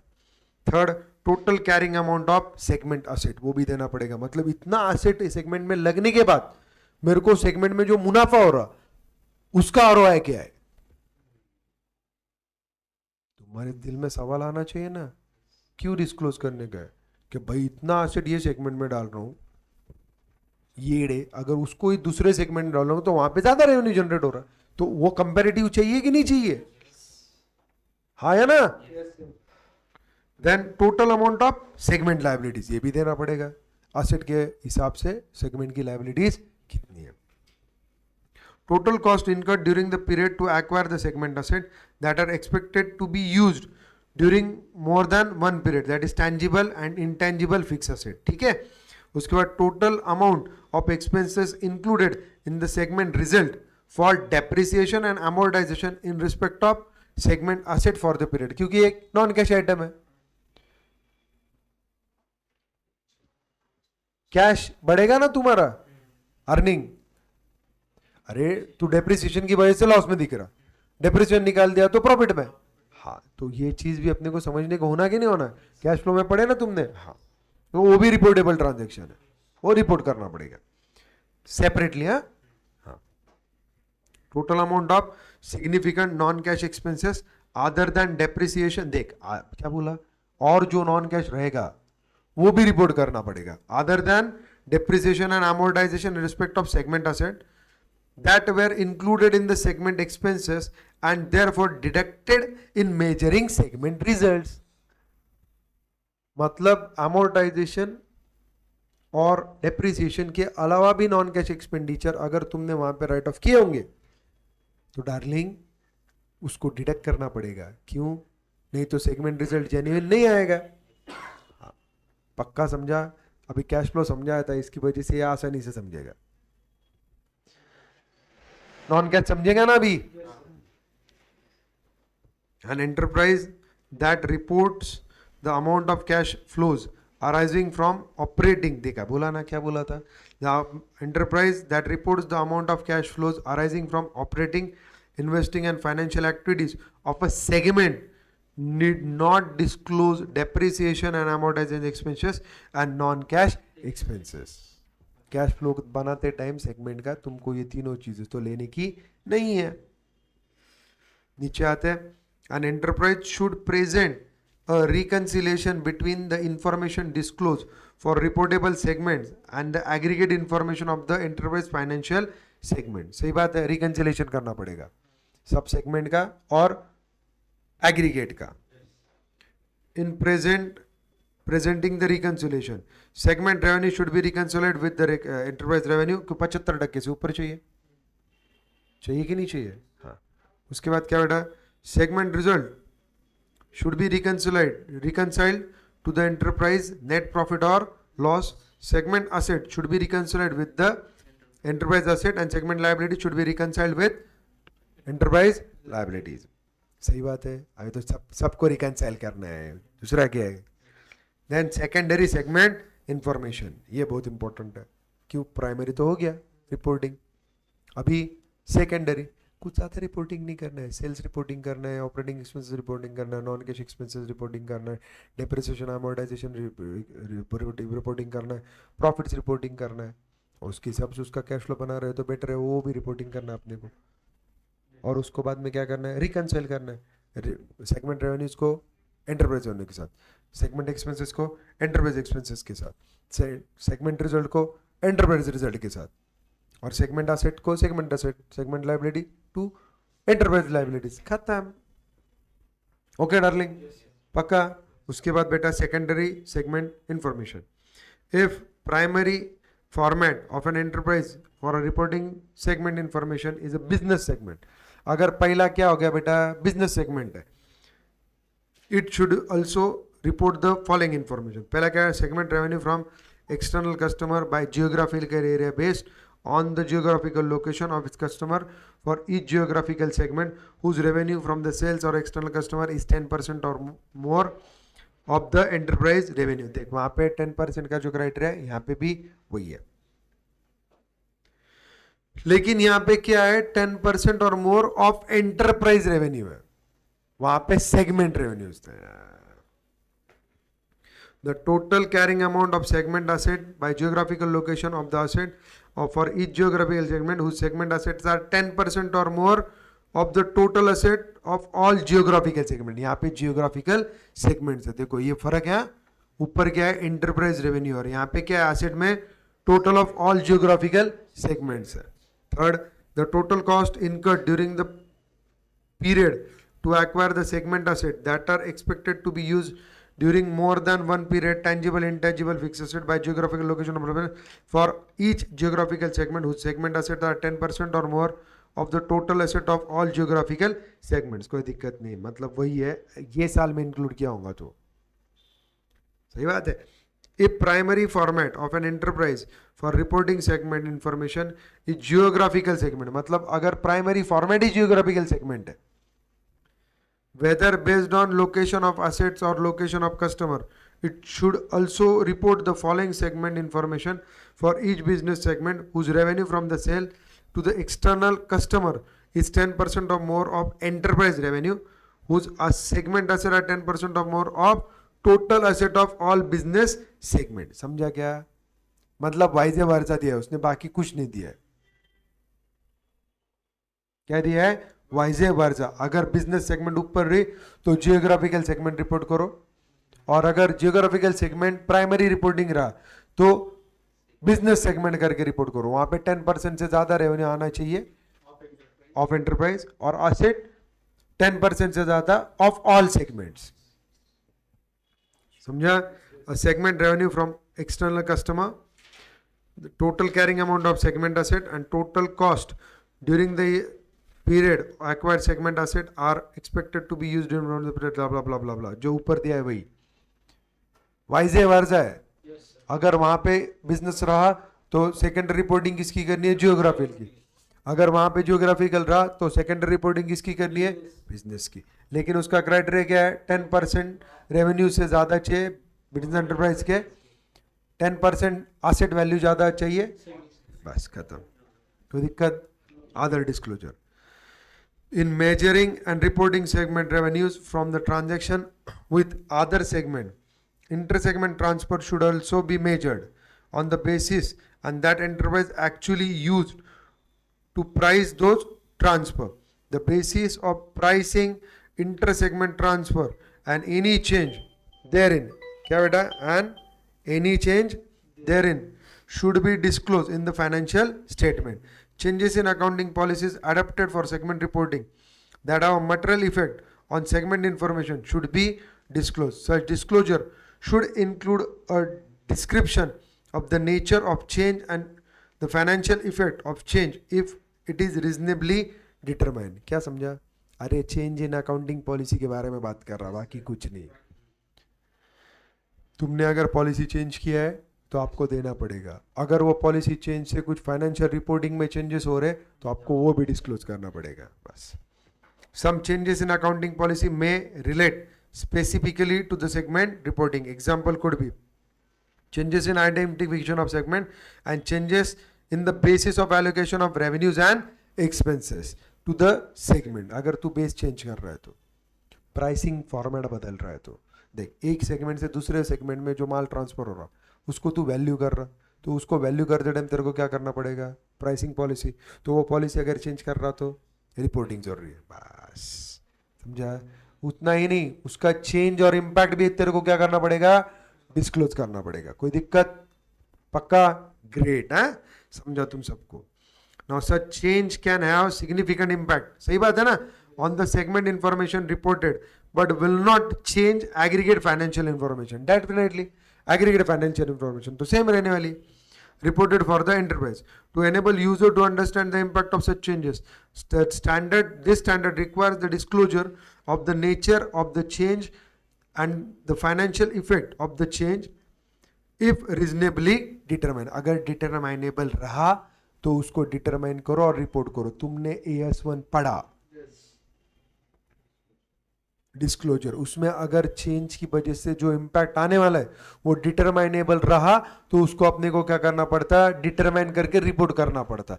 अगर डिटरमाइनेबल नहीं रहा तो वो भी अपने को फैक्ट्स को डिस्क्लोज करना पड़ता है. यही चीज यहां पे दिया है अदर डिस्क्लोजर में, बाकी कुछ नहीं.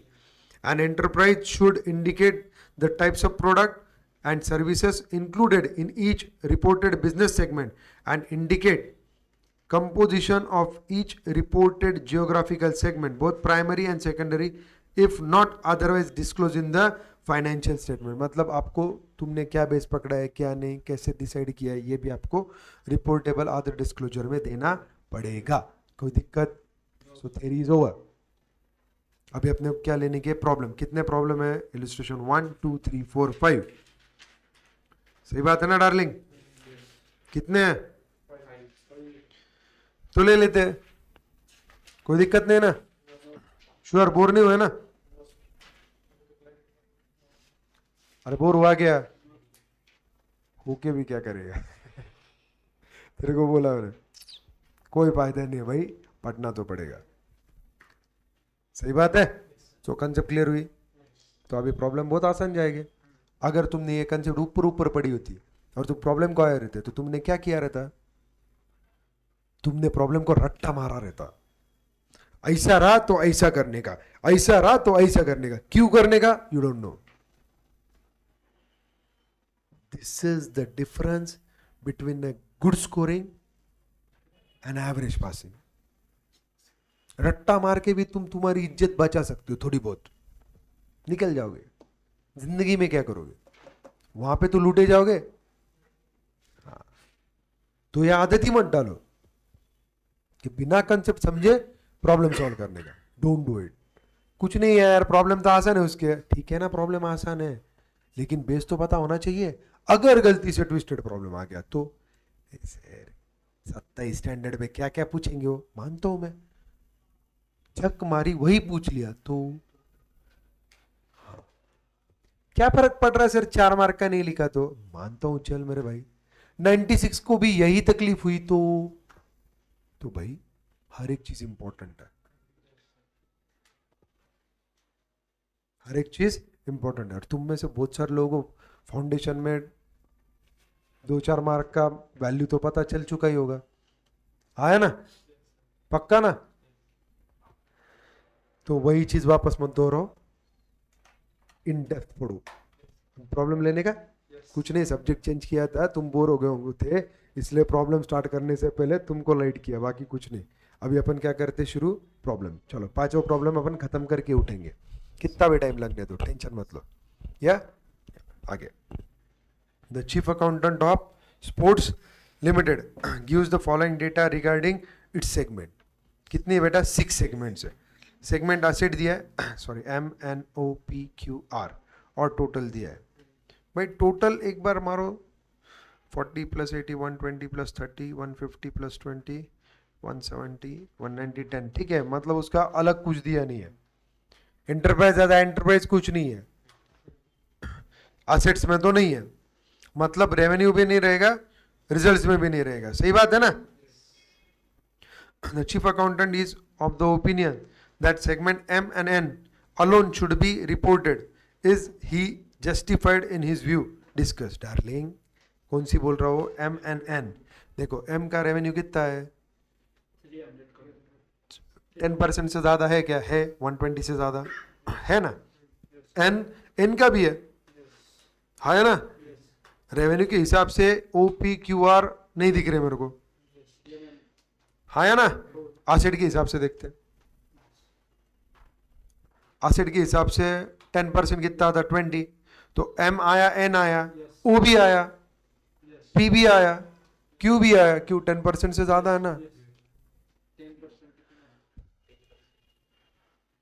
एसेट का है कि नहीं है?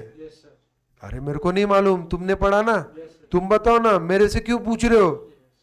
सिर्फ आर का नहीं, क्या सिर्फ आर का नहीं। श्योर? Yes. मतलब उसका जो है MN वो कौन से बेसिस पे? रेवेन्यू के बेसिस पे। अभी रिजल्ट के हिसाब से भी देखो, रिजल्ट कैसा है, देखो देखो तीन चीजें। हाँ देखो रिजल्ट क्या है, 50 + 10 + 10 + 30 मारो टोटल, 50 60 70 70 + 30 100। बेटा रुकना रुकना मेरे भाई, 100 लॉस का टोटल मारो, 190 + 10 कितना हुआ? 200। एब्सोल्यूट वैल्यू में बड़ा कौन है? 200। Wow I like it. So 10% कितना आया? 20। सही बात है कि नहीं है? तो उसमें आया M रिपोर्टिंग, N रिपोर्टिंग और R रिपोर्टिंग। तो तुमको आंसर लिखते टाइम ये लिखना है कि पहले रेवेन्यू के हिसाब से देख, स्टेज 1 तुम्हारी रेवेन्यू है, फिर रिजल्ट, और उसके बाद असेट। हाँ, तो कौन से रिपोर्टिंग है वो लिखो, खत्म। और वो जस्टिफाइड तो नहीं है चीफ अकाउंटेंट। यस, चलो पढ़ो आंसर। विजन आ गया क्या? As per section AS17, reporting segment reporting business segment or geographical segment should be identified as reportable segment if revenues from sales to external customers and other transaction with the other segment is 10% or more of the total revenue, that is segment revenue, or if the segment result whether profit or loss 10% or more, the combined result of all segments in profit or the combined result of all segments whichever is greater in absolute value, और तीसरा क्या है बेटा, if the segment assets are 10% of more of the total asset of all segment। बेटा हो गया कि तीनों के तीनों कंडीशंस जो अपन ने बोला वो पहले कंडीशन के हिसाब से वो बंदा क्या है, सही है। अरे है कि नहीं है? क्यों? 120 का है ना टोटल रेवेन्यू। सो देखते हैं, if the total external revenue attributable to the reportable segment constitutes less than 75% of the total enterprise revenue, ये सेकेंडरी क्लॉज है, वो भी अपने को देखना पड़ेगा। और वो बैठ रहा है, मैंने पहले ही देख चुका था, क्योंकि 620 + 300 इज 920, तो 1200 से 920 क्या है, 75% से क्या है, ज्यादा है ना? चलो, additional segment should be considered as a recorded segment even if they do not meet 10% threshold at least until at least 75% of the total revenue is included in the reportable segment। देखिए लिखना पड़ता है theory का, उसके बाद ही marks मिलते हैं। सिर्फ तूने बोला कि रिपोर्टेबल है, ये रिपोर्टेबल नहीं है, नहीं चलेगा। तूने सिर्फ एप्लीकेशन लिखा, नहीं चलेगा, तेरे को प्रोविजन लिखनी पड़ेगी if you want full marks. क्यों? अपना पूरा बेसिक डिस्क्लोजर पे चल रहा, समझा क्या? सो अभी अपने हिसाब से अपन कंक्लूजन ड्रॉ करते। देख, on the basis of the turnover basis criteria MNNR reportable segment कैसे उसको मालूम है, अपन ने भी दिखा ना। On the basis of result criteria मैंने बोला कौन सा बेटा, MNR रिपोर्टेबल है। क्यों? 200 का आ रहा क्राइटेरिया, 200 का 10% का 20, यहाँ पे 50, यहाँ पे 190, लॉस तो लॉस एब्सोल्यूट, और लास्ट आर में क्या है 30। तो रिपोर्टेबल कौन है? MNR। On the basis of asset criteria मैंने बोला 10% मतलब 20, क्या आएगा, MN आएगा, N आएगा, O आएगा, P आएगा और Q आएगा। अरे हाँ या ना? All segment except R are reportable segment. खत्म डार्लिंग। जो अपन ने डिसाइड किया वही आया कि नहीं? पक्का। Since all segments are covered, सब सेगमेंट कवर्ड हो गए, क्योंकि रेवेन्यू के हिसाब से आर भी आ गया, रिजल्ट के हिसाब से। are covered in at least one of the above criteria. So all segments have to be reported in accordance to accounting standard 17. Here is the opinion of the chief accountant is wrong. समझा क्या darling? पक्का? अभी जिंदगी भर नहीं बोलोगे तुम। मैंने क्या बोला था, एक ही बार पढ़ो, खत्म करो। 10 बार रट्टा मारने की जरूरत नहीं है, 50 प्रॉब्लम भी सॉल्व करने की जरूरत नहीं है। कंसेप्ट क्लियर है ना तेरे पास? डाल, प्रॉब्लम उसी हिसाब से आएगा। अच्छा लगा ना? अभी सब पढ़ने के बाद जब अपन क्वेश्चन पे आए और सब एप्लीकेशन सही से जा रहा, और अपने को हर एक एप्लीकेशन कहीं पे भी कंफ्यूजन की जरूरत नहीं है, अब सही लग रहा होगा ना? That is important outcome. Okay, चलो second. The company has inter segment transfer pricing policy of charging at cost less 10%. Teacher, charging at cost less 10%, ठीक है. The market price are generally 25% above the cost. Is the policy adopted by the company is correct? क्या लगता है तुमको? क्यों? अरे उनकी policy है, तू कौन डिसाइड करेगा? कॉस्ट के ऊपर 25% का प्रॉफिट रिजनेबल है, वो उससे ज्यादा कर रहे क्या? एक चीज बताओ मेरे को, उन्होंने कॉस्ट पे करना चाहिए, मैं मानता हूं, मैं मानता हूं, बट अगर उसको कंसिस्टेंटली फॉलो कर रहे तो इंटरनल एडजस्ट ही होने वाला है ना कंसोलिडेशन के टाइम पे. अगर उन्होंने एक्सेस प्रॉफिट पे बुक किया होगा तो अपन क्या बोलेंगे? तो गलत है. सही बात है कि नहीं? एक बार पढ़ लेते हैं आंसर, उसके बाद तू मेरे को बता सही हूं गलत हूं. सीधा तू कंक्लूजन पे आ गया, नहीं सर गलत है. ऐसा मत करना. बहस है कि नहीं ये देख.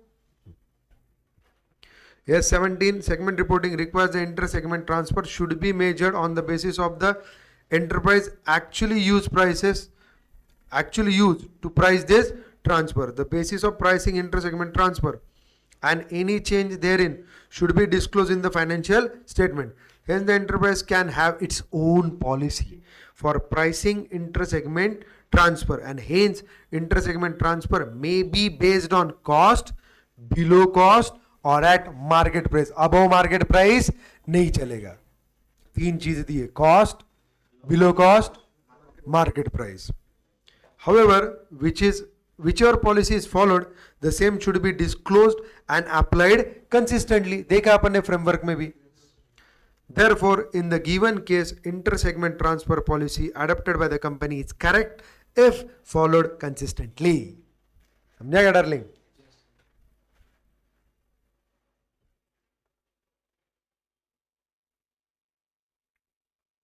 अरे बेचने पे तो अपन कहाँ पे बेचने वाले हैं, उसी हिसाब से. और स्टॉक काउंट करते टाइम किसको करेंगे अपन? कॉस्ट पे करेंगे ना. और एनआरवी विच इज लोअर, क्यों टेंशन ले रहे? ये ट्रांसफर की पॉलिसी है ना, करने दो ना उसका अडॉप्ट. कॉस्ट पे, बिलो कॉस्ट या मार्केट प्राइस.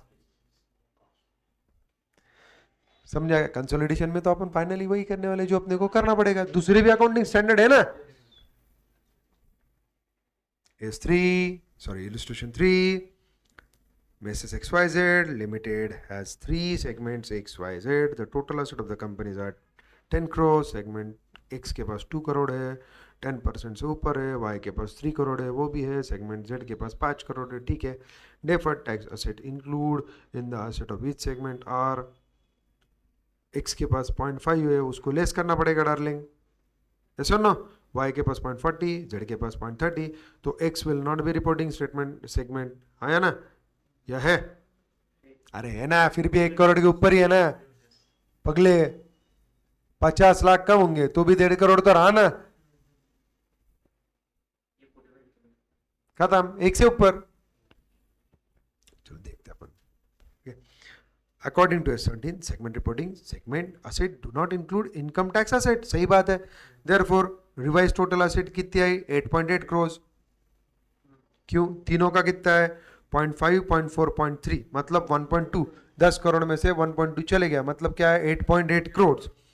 सही बात है ना. सेगमेंट एक्स होल्ड 1.5 करोड़, क्योंकि 2 में से 2.5 आधा गया. वाई होल्ड 2.6, 40 लाख गए. जेड होल्ड 4.7, 30 लाख गए. thus all 3 segments hold more than 10% of the total asset. All segments are reportable segments. क्या कॉन्फिडेंस आ गया तुम लोगों में? ग्रेट है. Like it. illustration 4 ले लेते हैं. Prepare a segment report for publication in क्या बेटा? Diversifier limited. Okay great. From the following details of the company, 3 divisions and the head office. बेटा अभी हेड ऑफिस भी है, तो टोटल के टाइम पे तेरे को वो कंसिडर करना है क्या? नहीं करना है. एंटरप्राइज वो अलग है ना. रिपोर्टिंग सेकेंडरी रिपोर्टिंग के लिए बोल रहा डार्लिंग. तू क्या कर रहा? 10% ऑफ द रेवेन्यू कहाँ पे? सेकेंडरी रिपोर्टिंग आया ना? हाँ, जान दे, टेंशन मत ले, देखते। Forging shop division, sales to bright bar division, other domestic sale, export sale, ऐसे उसका क्या बेटा? फोर्जिंग शॉप डिवीजन का सेल है 10,800, सब इंक्लूड करके। हाँ डार्लिंग, ब्राइट बार डिवीजन का दिया है sales to fitting division 45, export sale to Rwanda कितना? 300, मतलब 345, कोई दिक्कत नहीं। फिटिंग डिवीजन क्या बेटा? एक्सपोर्ट सेल टू मालदीव्स कितना? 270। नीचे और देते हैं, 4 दिया है, head office, forging, bright bar and fitting. Pre tax operating result 240, 30, 12 माइनस। Head office cost reallocated 72, 36, 36। Interest cost 682, fix assets 75। Head office के है, फॉर्जिंग के 300, इसके 60, इसको 180। 60 और 180 कितने हुए? 240, ये मतलब 540 एसेट है। किसके? 540 किसके? सेगमेंट्स के। ग्रेट, ये वर्ड चाहिए था। सब सेगमेंट के एसेट कितने हैं? 540। 10% से कितने आते हैं? सही बात है, तीनों रिपोर्टेबल आएंगे, टेंशन मत ले। नेट कर आ रहे, नेट करंट एसेट भी है ना, 180, 72, 180, 60, 135। Long term liabilities 57, 30, 15, 180। यहाँ पे सब दिया है, एसेट लाइबिलिटी सब दिया ना। क्या करने का डार्लिंग अपने को? देखो, प्रिपेयर अ सेगमेंटल रिपोर्ट। अभी सीधा रिपोर्ट बनाने का है, तो सेगमेंटल रिपोर्ट कैसे बनेगा? तुमको मालूम है, तीनों डिवीजन आएंगे, मेरे करण अर्जुन आएंगे, उस तरीके से तीनों के तीनों रिपोर्टिंग आएंगे, और तुम क्या करोगे? उसको रिपोर्ट करोगे। कर दो, तुम सबको मालूम है। पहले सेल डालो, डिविजन्स लो पहले। क्या बेटा? डिविजन्स। पहला फॉर्जिंग शॉप, ब्राइट बार, फिटिंग। उसके बाद लो इंटर सेगमेंट इलिमिनेशंस, अगर कॉमन रहा तो इसका उसके पास, उसका इसके पास। हाँ या ना? देनेदारी में कुछ रहा तो ये सुनो, श्योर, पक्का? अरे समझा गया? ग्रेट। उसके बाद क्या डार्लिंग? कंसोलिडेटेड टोटल, वो तो अपने को वैसे भी करनी है, आया ना? सो डालो सेगमेंट रेवेन्यूज क्या है? सेल्स। फोर्जिंग क्या आपके पास है? डोमेस्टिक और एक्सपोर्ट। अरे आया ना? और इंटर सेगमेंट भी तुम्हारे पास दिया है, तो इंटर सेगमेंट अपने को सेपरेटली क्या करना पड़ेगा? इलिमिनेट करना पड़ेगा। तुम बोलोगे सर इलिमिनेट क्यों कर रहे हो सर? पूछो ना। अरे इंटर सेगमेंट,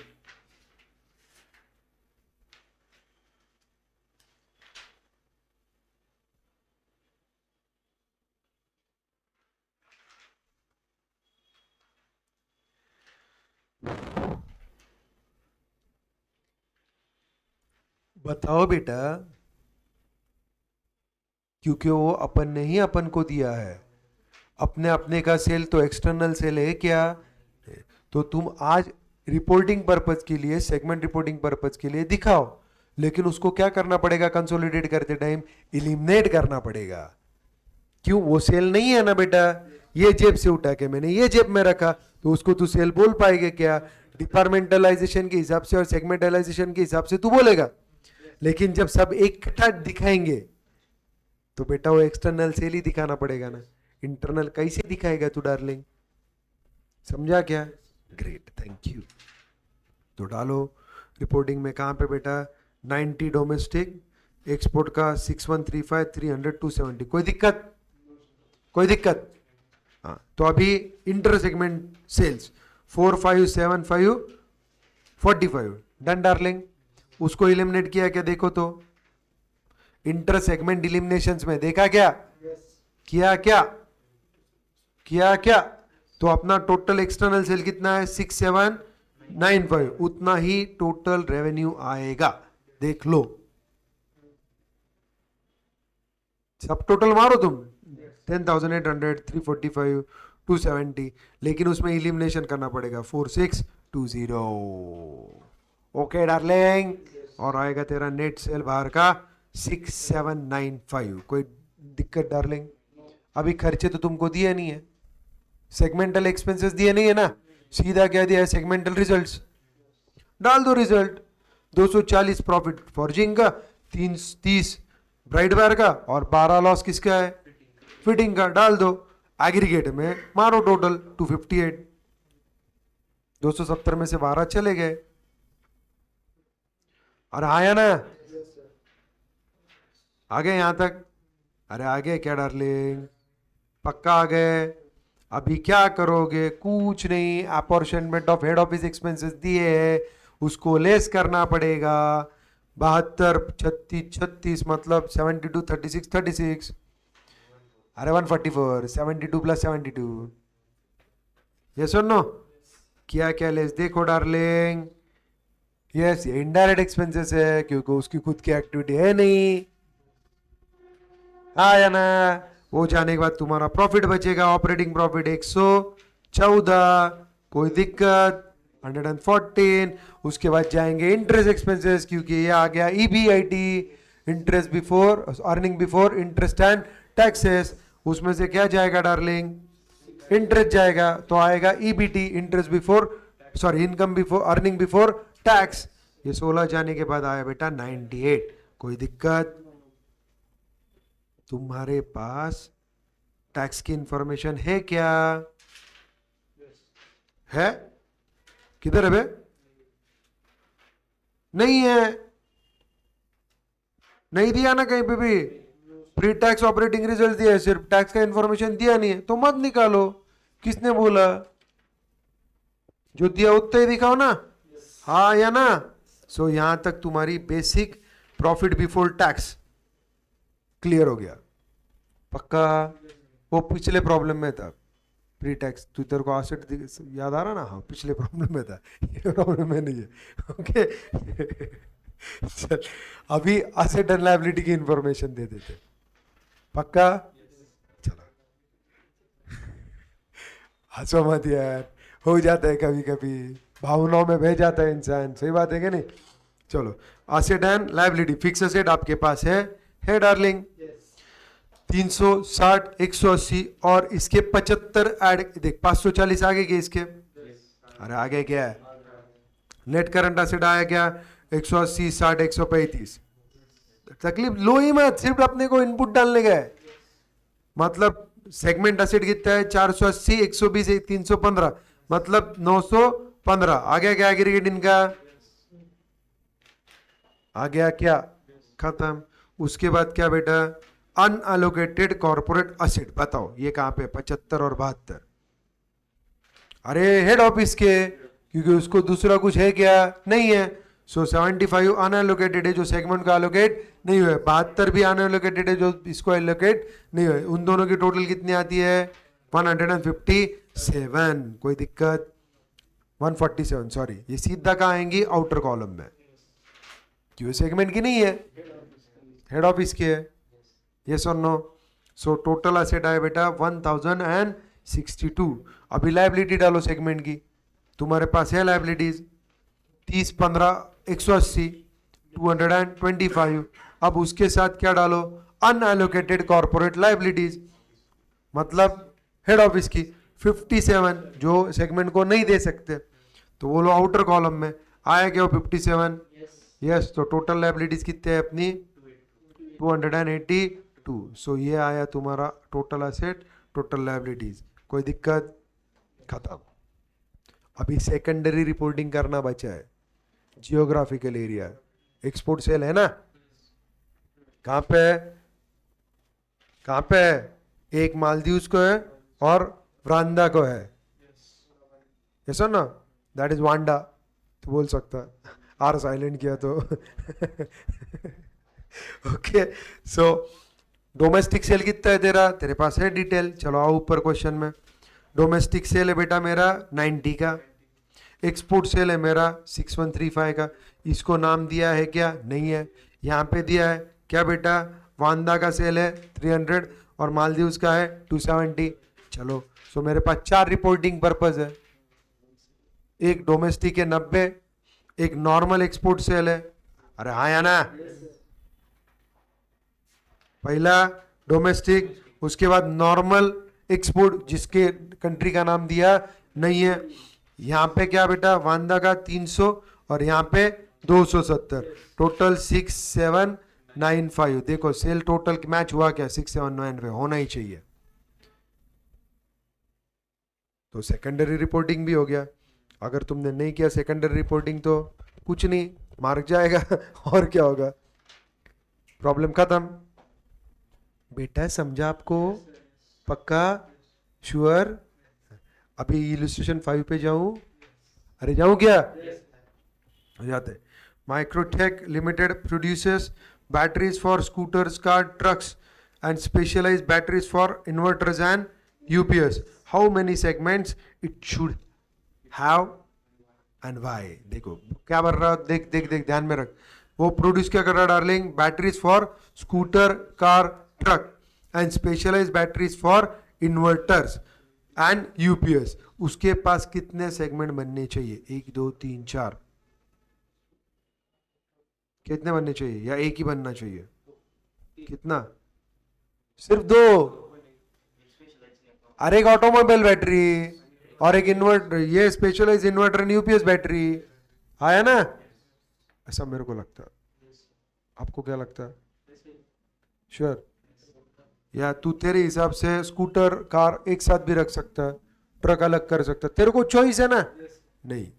Mostly similarity. हाँ, जो पहले डेफिनेशन पढ़ी थी ना, सिमिलर, डिफरेंशिएशन रहा तो उसको सेपरेट करेंगे, सिमिलर को क्या करेंगे, साथ में रखेंगे। चलो देखते। In case of Microtek limited basis of product is battery, but the risk and return of the batteries for automobiles, बोला ना ऑटोमोबाइल में कितने, 3, scooter, car and truck, and the batteries for inverter UPS are affected by different set of factors.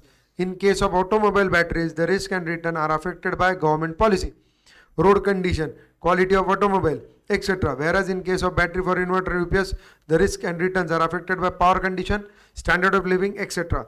Therefore, it can be said that Microtech Limited has 2 business segment, one automobile division and other batteries for inverter and UPS. समझा क्या? खत्म। कोई दिक्कत? अभी test on your knowledge आप अपने घर में सॉल्व करो। अगर आपको कोई डिफिकल्टी रही तो आप मेरे को पूछ सकते हो, और मैं गारंटी देता हूं आपको डिफिकल्टी रहने वाली है, क्योंकि इसमें भी 10, 11 एंड 12 ये प्रॉब्लम्स है जो आपको कंसंट्रेशन से सॉल्व करने हैं, और बाकी 9 तक नॉर्मली थ्योरेटिकल क्वेश्चंस है जो आप आसानी से अभी ये कंसेप्ट पे सॉल्व कर पाओगे। लेकिन अगर आपको कोई डिफिकल्टी रही तो you can ask me tomorrow, कोई दिक्कत। मैं वापस आधा घंटा दूंगा आपको सेगमेंट रिपोर्टिंग पे, अगर कोई डिफिकल्टी रही तो उसको सॉल्व करवा के लूंगा, और अगर डिफिकल्टी नहीं रही तो थैंक यू वेरी मच, पक्का। So go home, study it well, सब प्रैक्टिकल क्वेश्चन जो भी एक्सरसाइज के वो सॉल्व करो, कल मेरे को आप डिफिकल्टी पूछ सकते हो, पक्का। चलो thank you, bye, see you.